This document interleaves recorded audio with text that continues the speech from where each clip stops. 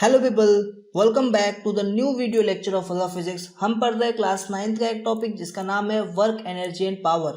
यह है उसका 5th वीडियो जिसमें हम बात करने वाले हैं काइनेटिक एनर्जी के बारे में। किसके बारे में? काइनेटिक एनर्जी के बारे में। हम देखेंगे इस वीडियो लेक्चर में कि काइनेटिक एनर्जी क्या होती है, उसके कुछ एग्जांपल्स देखेंगे, उसके डेरिवेशन को देखेंगे और उससे रिलेटेड एक न्यूमेरिकल भी बहुत अच्छा सा सॉल्व करने वाले हैं। इससे पहले की वीडियोस में हमने वर्क क्या होता है इस पर बात किया है। वर्क का जो फॉर्मूला था work is equals to force into displacement into cos theta, वो कैसे आया उस पर हमने बात किया है। Positive, negative and zero work क्या होता है उस पर हमने बात किया है और एनर्जी के बारे में हमने समझा था लास्ट वीडियो लेक्चर में। तो चलिए शुरू करते हैं इस वीडियो लेक्चर को।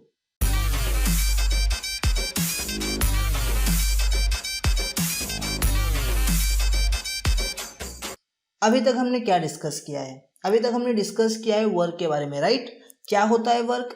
वर्क यानी कि अगर किसी ऑब्जेक्ट के ऊपर हमने फोर्स लगा दिया और उस फोर्स की वजह से अगर उस ऑब्जेक्ट का डिस्प्लेसमेंट हो गया तो हम ये बोल सकते हैं कि वो जो ऑब्जेक्ट है उस पर वर्क डन हुआ है, राइट। ओके, नाउ मेरा क्वेश्चन ये है कि वो जो वर्क डन हो रहा है वो किस वजह से हो रहा है, क्या है वो रीज़न जिसकी वजह से वर्क डन हो रहा है। तो हमने पढ़ा लास्ट लेक्चर में कि वो जो वर्क डन वहाँ पर हो रहा है उसका रीज़न है एनर्जी, राइट। एनर्जी जो है वो रिस्पॉन्सिबल होता है वर्क डन करने के लिए। और हमने ये भी पढ़ा है कि work is equals to energy होता है, यानी कि जितना वर्क डन होगा उतना ही एनर्जी होगी, ठीक है। जितनी एनर्जी है उतनी ही वर्क डन होने वाली है, मतलब वर्क डन और एनर्जी दोनों इक्वल है। ये चीज़ क्लियर है आप लोगों को? पक्का। नाउ मैं आपको एक सिनेरियो देता हूँ, ज़रा ध्यान से समझना। फॉर एन एग्जाम्पल, यहाँ पर आपके पास एक ब्लॉक है, ठीक है। यहाँ पर आपके पास एक क्या है? ब्लॉक है, ठीक है। ओके, अब अगर इस ब्लॉक के ऊपर फोर्स लगा, अगर इस ब्लॉक के ऊपर क्या लगा? फोर्स लगा और इस ब्लॉक का डिस्प्लेसमेंट हुआ तो मैं बोल सकता हूँ कि इस ब्लॉक के ऊपर वर्क डन हुआ, राइट। ओके, नाउ सपोज ना यहाँ पर कोई एक कार है बहुत स्पीड से आ रही है, ठीक है। कोई कार है यहाँ पर बहुत स्पीड से आ रही है यहाँ पे, और इस कार ने ना आकर इसको क्या कर दिया, इस बॉक्स को क्या कर दिया? हिट कर दिया, ठीक है। तो इस बॉक्स के ऊपर क्या लगेगा? फोर्स लगेगा, राइट, जिससे इस बॉक्स का क्या होगा? कुछ डिस्प्लेसमेंट होगा, राइट। तो मैं ये बोल सकता हूँ कि इस बॉक्स के ऊपर क्या हो गया है सर? वर्क डन हुआ है। क्या हुआ है? वर्क डन हुआ। यस और नो? नाउ ये वर्क डन क्यों हुआ sir? Because of this moving car, है ना। तो ये मूविंग कार के पास क्या थी सर? कुछ तो ऐसी चीज होगी। यस सर, हमें पता है वर्क करने के लिए जिस चीज की जरूरत है उसको हम लोग एनर्जी बोलते हैं। तो ये जो कार है, ये मूविंग कार है, इसके पास क्या होगी? एनर्जी होगी। क्या होगी? एनर्जी। नाउ कोई भी मूविंग बॉडी के अंदर जो एनर्जी होती है ना, उस एनर्जी को हम लोग बोलते हैं काइनेटिक एनर्जी। क्या कहते हैं हम उसे? Kinetic energy. तो आई होप अब आपको काइनेटिक एनर्जी का आइडिया मिलता होगा। याद रखना, कोई भी मूविंग बॉडी होती है ना, कोई भी ऑब्जेक्ट जिसके अंदर मोशन हो, उस मोशन की वजह से अगर किसी ऑब्जेक्ट के अंदर एनर्जी है, अगर कोई ऑब्जेक्ट के पास एनर्जी है अपने मोशन की वजह से, तो आप उस एनर्जी को बोलोगे काइनेटिक एनर्जी। चलो डेफिनेशन पढ़ के देखते हैं। Energy has an object, the energy has an object. कोई ऑब्जेक्ट के पास अगर एनर्जी है, किस वजह से? ड्यू टू इट्स मोशन, उसके मोशन की वजह से, तो उस एनर्जी को आप बोलोगे काइनेटिक एनर्जी। सी, वेरी सिंपल, है ना। अब एक बात याद रखना, काइनेटिक एनर्जी जो है वो एक स्केलार क्वांटिटी है, ठीक है, यानी कि ये मैग्नीट्यूड से कंप्लीटली डिस्क्राइब कर सकते हैं, ठीक है। इसमें डायरेक्शन की जरूरत नहीं पड़ती है। काइनेटिक एनर्जी का फॉर्मूला है हाफ mv²। क्या है? Half mv², where m is mass and v is velocity. जिस वेलोसिटी से ये कार मूव हो रही थी वो वेलोसिटी, ठीक है। याद रखना, इसका ऐसा यूनिट जूल होता है। वर्क का भी ऐसा यूनिट जूल होगा, एनर्जी का भी ऐसा यूनिट जूल होगा। ये काइनेटिक एनर्जी है, इसलिए इसका ऐसा यूनिट भी जूल होगा। एग्जाम्पल अगर देखें तो मूविंग व्हीकल, कोई अगर व्हीकल मूव हो रही है तो उसके पास क्या होगी sir? Kinetic energy. Water flow हो रहा है सर, क्या होगा उसके पास? Kinetic energy. सर बॉल नीचे गिर रहा है जमीन पर, फॉलिंग बॉल, उसके पास काइनेटिक एनर्जी होगी। यस सर, उसके पास भी होगी kinetic energy. So I hope आपको ये चीज समझ में आ गई है। नाउ मैंने यहाँ पे आपके सामने ना यहाँ पर ही एक फॉर्मूला डिस्कस किया काइनेटिक एनर्जी का, that is kinetic energy is equals to half mv²। Now ये फॉर्मूला कहाँ से आया? आओ चलो इसको डिराइव कर लेते हैं हम फटाक से, ठीक है। तो जैसा कि आप देख रहे हैं, अज्यूम करो कि यहाँ पर एक छोटा सा बॉल रखा हुआ, ठीक है। अभी स्टार्टिंग में रेस्ट पे, ठीक है, ये बॉल मूव नहीं हो रहा, अच्छे से रखा हुआ है यहाँ पे। बट ये जो लड़का ये बोल रहा है, अरे ऐसे कैसे बॉल यहाँ पे रुका हुआ है, इस बॉल को तो हमको क्या करना पड़ेगा? किक करना पड़ेगा। तो लड़का भाग कर आ रहा है, ये एकदम स्पीड से भाग कर आया और इसे किक कर दिया।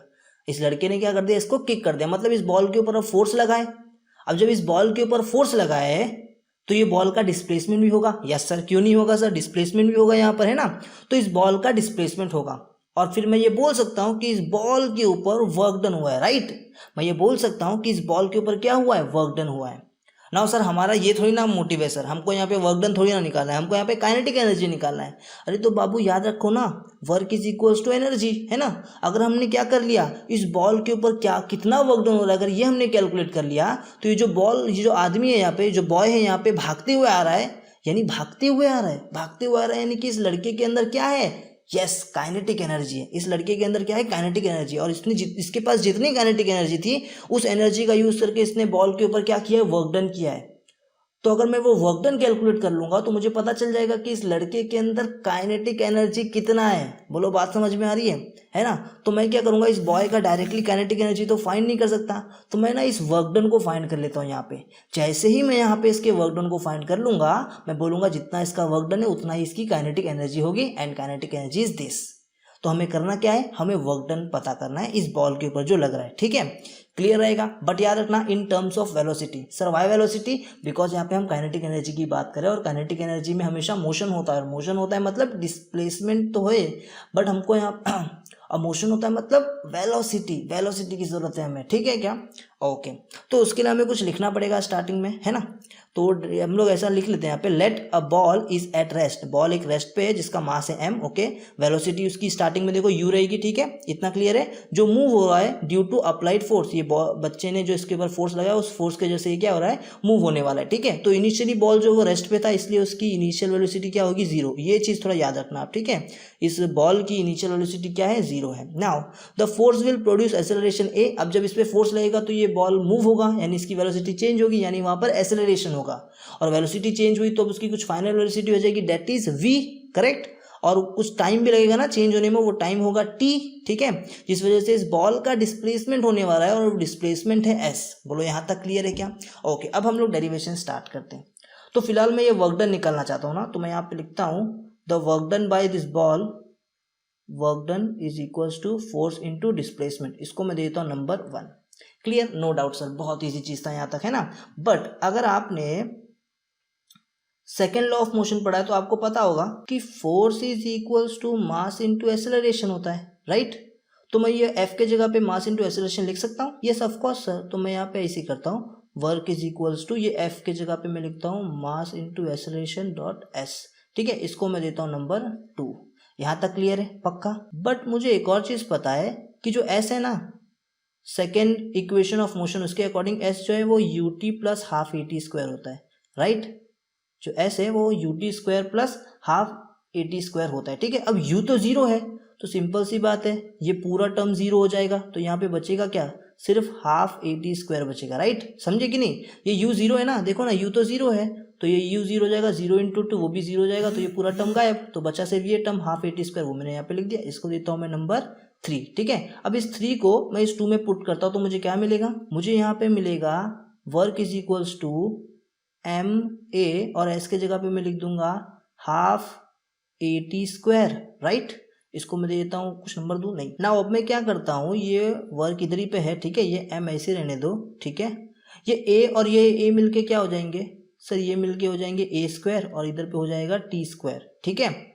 फिर क्या होगा, ये वर्क इज इक्वल्स टू, ये हाफ को मैं आगे ले लेता हूँ, ठीक है, और ये m यहाँ पर ले लेता हूँ, ठीक है, ये a स्क्वायर और ये t स्क्वायर, तो क्या हो जाएगा at द होल स्क्वायर। ये चीज क्लियर रहेगा, इसको देता हूँ नंबर 4। ध्यान से देखना, ये बहुत जल्दी सॉल्व होने वाला है ना। अगर आप याद करो तो आपको फर्स्ट इक्वेशन ऑफ मोशन मालूम है, जो क्या है, v is equals to u plus at, right, यही होता है ना। अब क्या करो ना, आप इधर पे ना u तो आपको पता है 0 होने वाला, तो यहाँ पे बस at बचा, अब इसको स्क्वायर कर दो, तो ये v square is equals to at the whole square हो जाएगा, राइट, यही होने वाला है, ठीक है। इसको दे दो आप नंबर 5, ठीक है। अब इस 5 को आप इस 4 में पुट कर दो at के जगह पे, तो क्या होगा, तो यहाँ पर आप देखोगे work is equals to half m, और ये at स्क्वायर के जगह पे v स्क्वायर लिख सकता हूँ, v स्क्वायर, और इस तरह से क्या आ जाएगा, work is equals to half mv square. और जितना वर्क डन हो रहा है, देखो वेलोसिटी के टर्म में आ गया कि नहीं, वेलोसिटी के टर्म में आ गया है ना, जितना वर्क डन हो रहा है उतना ही काइनेटिक एनर्जी रहेगा। तो मैं बोल सकता हूँ since work is equals to kinetic energy, ये शॉर्टकट में मैंने लिखा है, तो हम लोग ये बोल सकते हैं कि जो काइनेटिक एनर्जी है यहाँ पर जो काइनेटिक एनर्जी है वो किसके इक्वल रहेगा, हाफ mv² के इक्वल रहेगा। तो बताओ ये बात समझ में आ गई आप लोगों को? पक्का क्लियर हो गया? तो इस तरह से हम क्या कर सकते हैं, काइनेटिक एनर्जी के फॉर्मूले को डिराइव कर सकते हैं। आई होप आपको भी ये डेरिवेशन समझ में आया होगा। आओ इससे रिलेटेड एक न्यूमेरिकल सॉल्व कर लेते हैं एकदम बढ़िया सा, ठीक है। तो जैसा कि आप देख सकते हैं यहाँ पे न्यूमेरिकल में लिखा हुआ है, तो यहाँ पे क्या दिया हुआ है कि the velocity of a car increases from 54 kilometre to 72 kilometre, how much is the work done if the mass of a car is 1500 kg। कुछ नहीं समझा सर, पता नहीं क्या लिखा हुआ है, चलो समझाता हूँ। देखो यहाँ पर क्या दिया हुआ है ना कि एक कार है जो कि 54 किलोमीटर पर आवर की स्पीड से जा रही है, ठीक है, ये बात क्लियर है? ओके। अब अगर उसकी वेलोसिटी 54 किलोमीटर पर आवर है तो इसका मतलब क्या हुआ? इसका मतलब हुआ कि उसके पास कुछ तो काइनेटिक एनर्जी होगी जिससे वो कुछ तो वर्क डन कर सकता है, राइट।